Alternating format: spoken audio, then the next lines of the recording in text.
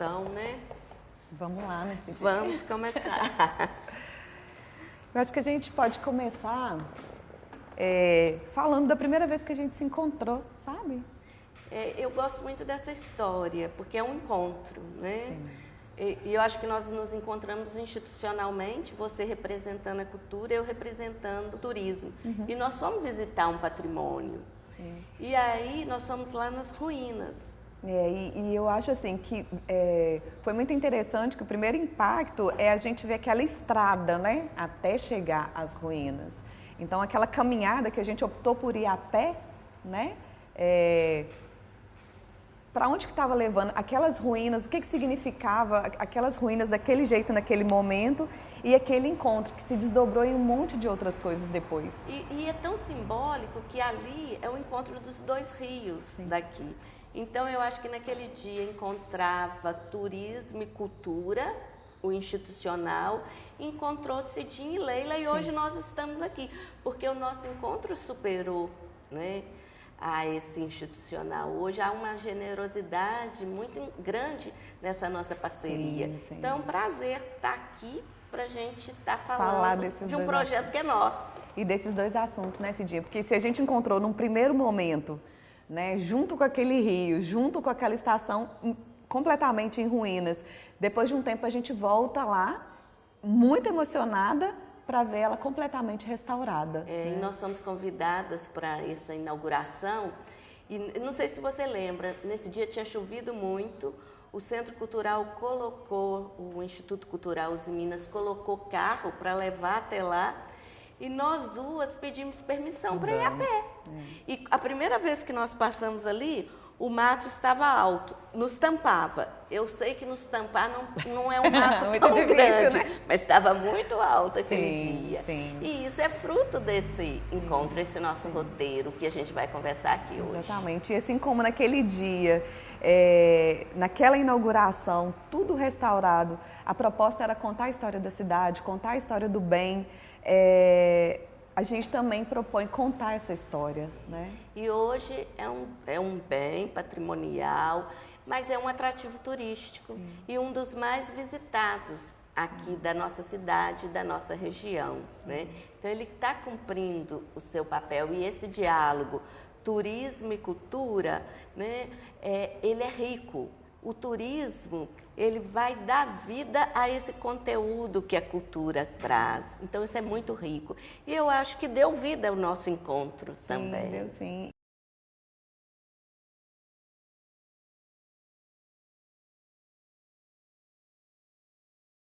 Esse projeto não tem o que foi mais desafiador, Todo né? desafiador nesse dia. Todo desafiador, todo, né? O 360 nós vamos falar daqui a pouco, né? Grande desafio. Sim. Mas assim, a escrita, né? Eu estou acostumada muito com uma escrita técnica e tal. E queria trazer poesia, queria trazer emoção nessa escrita. Então tinha hora que eu falava assim, escrevi, vou devolver para a Leila, para ela arrumar alguém. Falei assim, não, mas eu vou fazer. Né? Fiquei, né, tentando lá, alguns patrimônios não tem muita informação, mas eu queria trazer algo novo, sabe? Então, quando eu pensava na Fazendinha, eu falava, gente, todo mundo já escreveu que ali é arquitetura colonial, que ali foi uma casa, né, dos anos, que não tem, né, uma referência de data. Mas tem uma coisa que chama atenção, as portas azuis e as janelas brancas, que isso é da arquitetura rural, e na minha casa rural eu quis essas cores. Eu falei assim, o que é isso, né? Aí eu fui pesquisar, e aí a questão de não entrar arrumar olhado, né? Para proteger a casa. Então eu acho interessante, eu acho, além da história oficial, ele traz isso, e como eu brinco lá no texto, né? E você na narração. Não sei se protegeu o mal olhado, mas que ele foi protegido pelo patrimônio, foi. E é isso que a gente quer contar para as pessoas, né, Cidinha? De uma forma lúdica, essa história. Então, quando a gente vai, por exemplo, na Academia Ogum, para poder filmar, e a gente propõe uma paisagem sonora, né? A gente propõe um áudio de fundo com a Salete falando os passos do balé, porque ali era um bandejão, né? que alimentava os trabalhadores da Usiminas e depois ele passa, como você escreveu no texto, a alimentar as pessoas com a arte. Eu fui, a primeira vez, o primeiro teatro, o primeiro acesso à arte foi quando eu estudava numa escola municipal no Betânia e aí eles levaram a gente de ônibus na Academia Ogin. Você foi aluna da minha irmã, provavelmente. Sim, ela te levou. Da Belinha. E aí assistir, ver uma pessoa dançando na ponta, no balé, pela primeira vez, aquilo ali me deixou encantada. E sabe o que eu acho rico ali? Foi um bandejão, mas em 70 já era um espaço cultural. E de balé clássico. Logo no início. Mas tem uma outra coisa, Leila, que eu acho importante, é lembrar que não só o balé clássico, o karatê também se fez presente ali. Né? Sim. Então, o Matias Ogin, ele estava ali e fez presente, né? Deixou essa pegada do karatê e do balé. E ele também foi muito pulsante porque os artistas passaram por ali. Então, numa época em que não existia lei de incentivo à cultura, se criava um ajudando o outro. Então, a dona Zélia Ogin, ela dava aula de dança, o Darcy dava aula de teatro. Aquilo ali foi berço não só para a dança e para o karatê, mas para toda a arte de Patinga. Então, o meu desejo, o meu sonho é que as pessoas saibam disso, porque do mesmo jeito que aquele espaço me encantou profundamente, tanto que um tempo depois eu fui dançar, as pessoas precisam conhecer essa história daquele lugar que é maravilhoso. E voltando no encontro, para deixar o diretor irritado, naquele dia da inauguração do restauro lá, nós estávamos lá, sem combinar, muito emocionadas, nós duas lá. Então, muito bacana. Mas aí a gente também tem que lembrar, né, da Casa dos Ferroviários. Sim. Né? E você acredita, assim, que pouquíssimas informações, pouquíssimas. E são poucas as pessoas que conhecem. E que passam por ali todos os dias e não entende que ali tem um conjunto, né, de 4 ou 5 casas que foram construídas para os operários para quando a linha de ferro estava sendo construída. Né? Hoje 2 são tombadas pelo patrimônio e carregadas de história das pessoas que viveram ali para construir essa linha do trem que foi tão importante para a gente, né? Importante para Minas, né? Importante para o Brasil, né? Pena exatamente. Que depois deixa de ser prioridade, né? E tem uma outra coisa que eu acho muito importante, que a gente sempre fala, conta a história muito a partir da Cesita, né? Da então a Cesita, da Usiminas, mas a presença da grande empresa aqui se faz já na Estrada de Ferro Vitória-Minas, né? Então já começa a se construir uma vila, né? São casas, não formam uma vila, mas casas operárias, antes da Vila Operária Usiminas, né? Isso é muito legal. E já que a gente está falando da Casa dos Ferroviários, vamos nesses 8 que nós trabalhamos agora, no nosso bem mais novo, que é a estação, né, o complexo estação Pouso de Água Limpa. Né? E falar da Pouso de Água Limpa, eu acho que não tem como não falar sem citar o Zé Mauro, que é um apaixonado por Maria Fumaça, ao ponto de ceder para o município, né, uma locomotiva que é dele, que ele comprou numa sucata e passou vários anos da vida dele restaurando. Ele era muito apaixonado pelo avô, que era ferroviário, e essa paixão fez com que ele comprasse, comprar uma locomotiva e restaurar. Zé Mauro era vizinho da minha tia. Eu escutava muito a mãe dele gritar Zé Mauro. Eu conheci o avô dele, Zé Mauro de Além Paraíba. Eu sou de São Domingos, do Santo Antônio do Aventureiro. Só pessoas muito viajadas conhecem. Mas lá, eu estudei em Além Paraíba, meu colégio era próximo.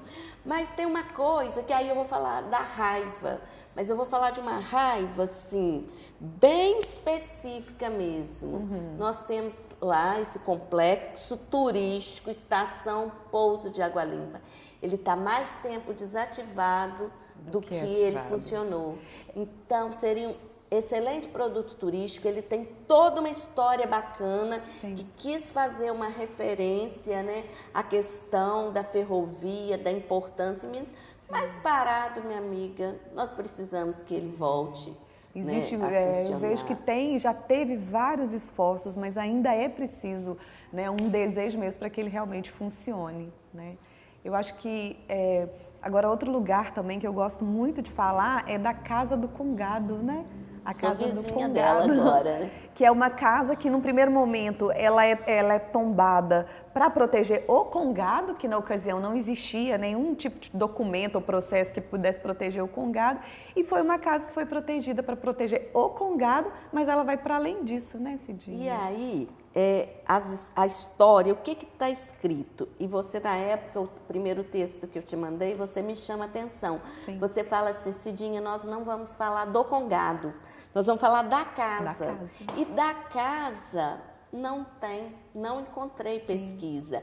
E o que eu faço? Eu entro em contato com o Taquinho, que é um morador de lá, do Ipaneminha. A gente brinca que ele é o prefeito do Ipaneminha. Eu falo que ele é o síndico. E o Taquinho que me dá elementos. Sim. Entro em contato com o Aristeu, do Congado, eles que vão me dar essa informação da casa, que é uma casa que foi construída nos anos 80, né, para abrigar o clube dançante, né, Nossa Senhora do Rosário. E aí ele vai contando dessas reformas, Sim. quando ela serve de abrigo para os trabalhadores da empresa que reformou a escola. Então, assim, foi uma pesquisa muito legal, Sim. mas eu queria trazer esses dados com poesia, Sim. sabe? Sim. E aí, quando a gente escolhe contar isso, a gente convida, né, 2 congadeiros para tocar, e aí quem for, né, ter acesso a esse conteúdo vai ver que ela tem a sua individualidade, mas ela também está muito ligada ao congado, né? Eu acho que a casa, a relação da comunidade com aquela casa, eu acho muito bonita, e eu acho que as pessoas precisam conhecer essa história, né? Sim, essa exposição estava lá, né? Exatamente. E essas fitas, tá?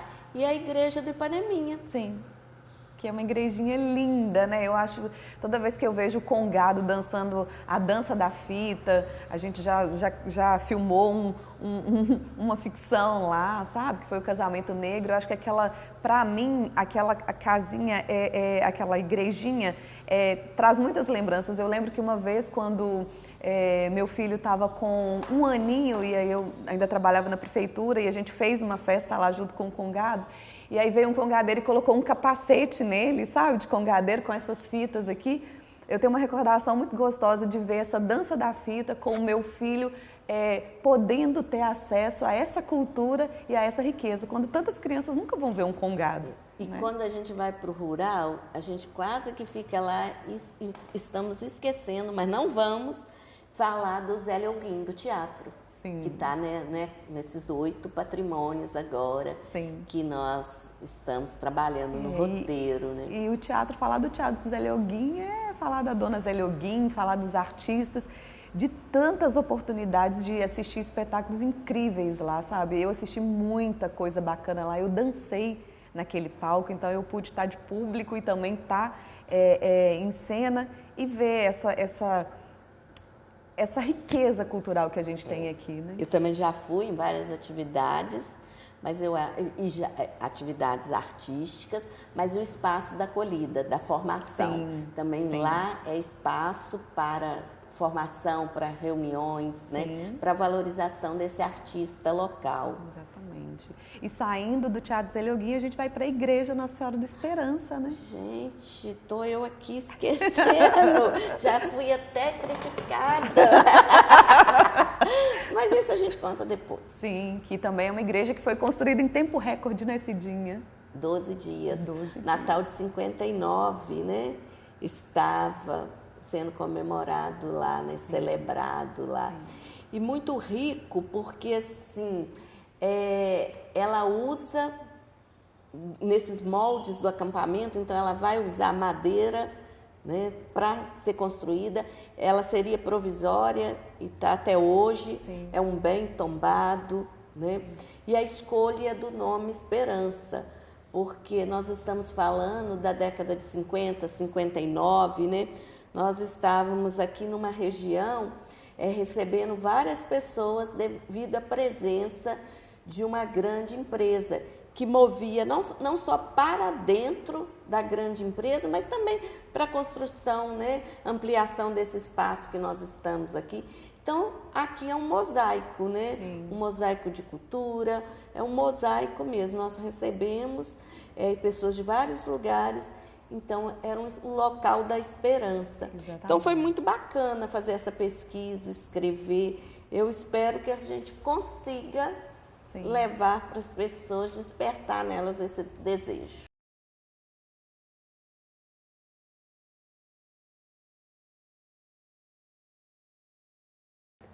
Eu acho que como você falou, sabe, Cidinha, não pergunta, mas afirmação, que aqui no Vale do Aço não tem nada, ela sempre me provocou e até me trouxe uma raiva, assim, sabe? Porque eu sempre vi o Vale do Aço como um lugar muito potente, com muita história, com muitas lutas. E aí, quando eu escutava uma pessoa falando que aqui não tem nada, eu achava um absurdo, sabe? É o total ignorar, né? O que tem, é o ignorante do Vale do Aço, né? Mas a minha relação dessa raiva, desse incômodo, não era com a pessoa, sabe? Era com uma situação de não ter informação para que chegasse e ela tivesse a consciência de tanta coisa bacana que tem aqui. Teve uma vez que eu fiquei tão assim, que eu propus um projeto que era mapear todos os grupos culturais, todos os artistas, e aí eu lembro que eu coloquei assim, bom, eu vou colocar até um endereço aqui para a pessoa entender que aqui tem muita coisa. Tinha mais de 20 espaços culturais, tinha vários artistas, escola de iniciação teatral. Então, assim, aí eu fiz um cadernão, assim, e falava assim, toma aqui para você saber que realmente aqui tem muita coisa bacana. Mas a minha raiva pode não ser com a pessoa. Sim. Mas eu ficava com muita raiva. Porque, assim, imagina a gente fazendo feira de turismo. Porque essa mesma colocação que você faz para a cultura é no turismo. A feira de turismo, a gente lá morrendo, fez um evento bacana, o que a gente escutava? Não foi divulgado. Então, é a mesma coisa, é o mesmo tamanho, né? Essa afirmação. Aqui não tem nada. Você fala, poxa, estou trabalhando tanto, tem um grupo que trabalha tanto, e ainda isso, né? Vamos abrir os olhos, né? Abre os olhos, abrolhos. Aqui tem, né? Aqui tem turismo, aqui tem cultura. Sim, e por outro lado, essa raiva e esse incômodo sempre instigou a fazer mais. Fazer feira de turismo, Ipatinga Gourmet, a trazer e a tentar mostrar e até suprir mesmo essa falta de informação. Né? Então, assim, movimentava ao ponto de falar assim, beleza, vocês não conhecem o patrimônio, não? Então vamos fazer um projeto, a gente loca um ônibus, 50 viagens, leva os professores, os alunos, as associações de moradores, para cada vez mais mostrar às pessoas que aqui tem e não escutar mais essa frase. E aí você fala do Ipatinga Gourmet. Quando eu começo a pensar num festival, e eu estou trazendo para a primeira pessoa, porque fui eu que comecei com essa ideia mesmo. Lógico que eu tive uma equipe posteriormente. E eu vou a uma reunião e eu apresento. E as pessoas não entenderam o que eu estava falando. Aí uma pessoa depois virou para mim e falou assim, a sua proposta das barraquinhas de comida não deu certo, né?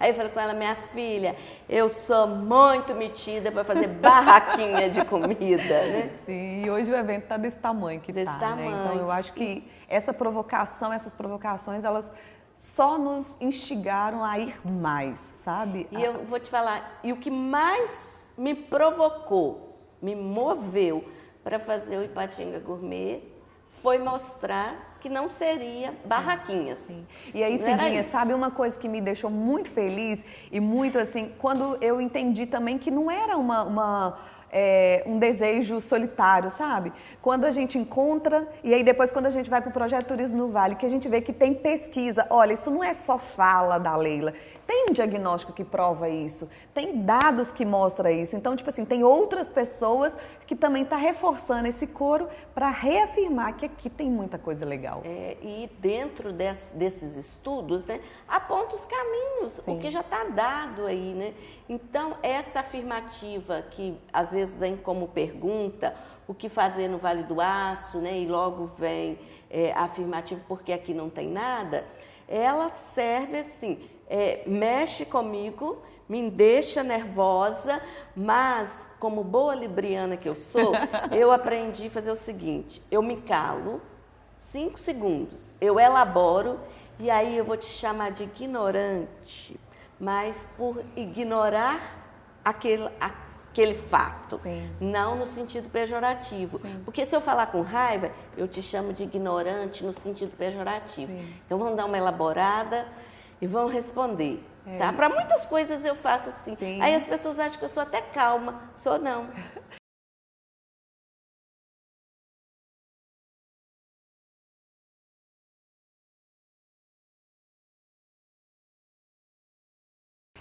O roteiro turístico e cultural, né? Encontro com a história de Patinga. A gente propôs ele num formato, que é esse formato que a gente sempre faz, né, Cidinha? Do muito, de locar um ônibus e levar várias pessoas como contadora de história. Oficinas de formação. Oficinas de formação. Então, no primeiro momento era isso, era muito grande.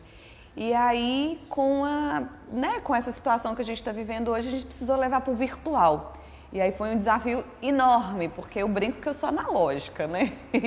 E aí falar de 360, falar de visita guiada pelo celular, né? Foi um grande desafio, descobrir essa tecnologia, como é que ela funciona, né? Ter um site, finotratoprodução.com.br, e deu super certo. E o 360, quando Leila me liga e fala assim, Cidinha, né? A Renova, que é um edital da Renova, está nos propondo fazer essa adequação e tal, você topa? Falei, Leila, vai ser um recurso para a gente também poder provocar, né? Mostrar para as pessoas a respeito dos bens, a gente mostra virtualmente e quem sabe a gente desperta o desejo de conhecer. Sim. Nós escrevemos nesse edital 2 projetos e nós aprovamos os 2. E nesse dia eu tentava contar para a Leila que a gente tinha aprovado o projeto.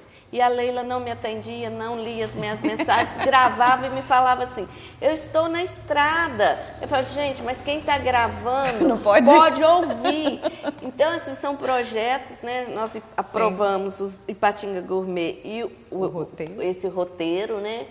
E tivemos que fazer adequação nos 2. Mas ele está aí, vai estar disponível no site da Finotrato, né? Exatamente, a partir do dia 27, quem quiser ter acesso a esse conteúdo, né? E o mais interessante é que ele fica, né? E aí, como a gente gosta sempre de ter de contar de uma forma poética, a gente traz um texto sobre o bem, a gente traz imagens do bem que você pode navegar aí, né, por esse espaço cultural. A gente traz uma paisagem sonora que a gente quer levar a sensação do que é estar nesse espaço, né, de como que é estar nesse bem e contar aí qual que é a história desse bem. E eu entendo que esse projeto nosso não acaba aqui, porque a gente já está com olhares para a gente retomar o que a gente tinha proposto de fazer, das oficinas, né, sim, das visitas. Sim. Então, aproveite, né, visite o site, assista todos os 8, né, tour virtual, sim, e depois venha conosco, né, para a nossa visita guiada. Presencial. E aí sempre nesse dia muito provocadas aí com Aqui Não Tem Nada, a gente tá sempre buscando apresentar que tem. Tem muita coisa legal. Tem muita coisa legal, tá aí. Aqui tem muita coisa, tá?